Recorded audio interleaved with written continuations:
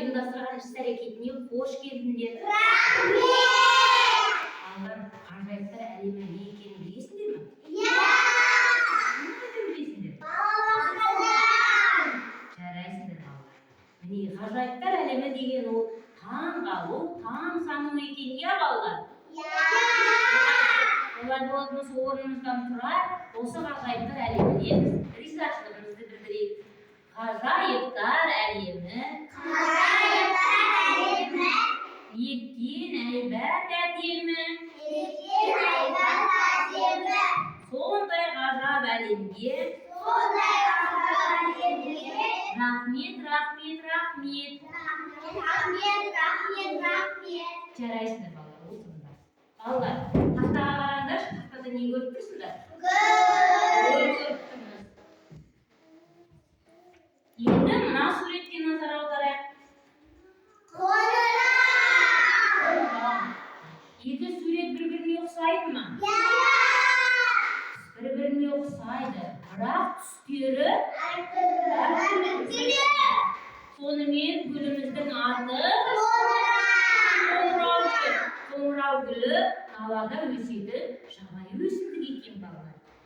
Осы қоңырауларға арналған шығарма бар екен. Шығарманың композиторы Вольфганг Моцарт екен. Қанайды? Шығарманың аты қоңыраулар сыңғыры. Дұрыс балалар. Енді осы қоңыраулар сыңғырының әуенін тыңдайық. Шығарманы тыңдайық.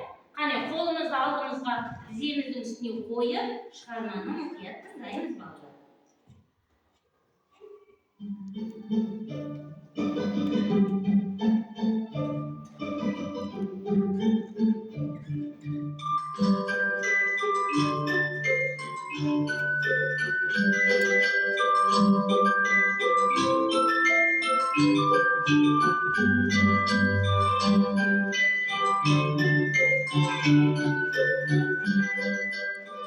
Балалар, шығармада қандай музыкалық аспап орындалып тұр?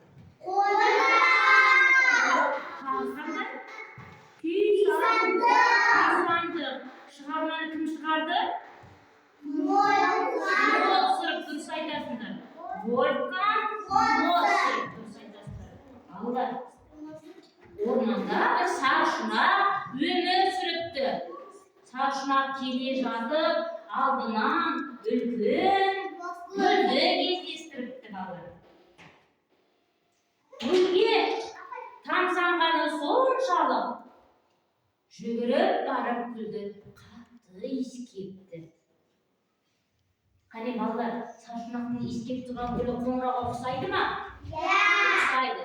Иә, дұрыс балалар, ортада тұрған гүлді иіскейік. Иісі қандай екен?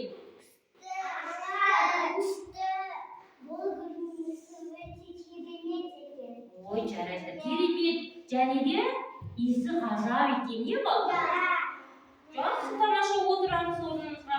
Балалар, сонымен біз қандай шығарманы тыңдадық? Айтайықшы, қандай шығарма? Қоңыраулар сыңғыры шығармасын тыңдадық. Шығарманы кім шығарды? Дұрыс айтасыңдар. Саршұнақ келе жатып, не істеді орманда? Гүлді иіскеді. Гүлдің иісі қандай деді? Керемет деді. Дұрыс айтасыңдар. Балалар, бүгінгі ұйымдастырған іс-әрекетіне өте тамаша қатыстыңдар. Сендерге көп рахмет. Осымен ұйымдастырған іс-әрекетіміз аяқталды. Сау болыңдар балалар.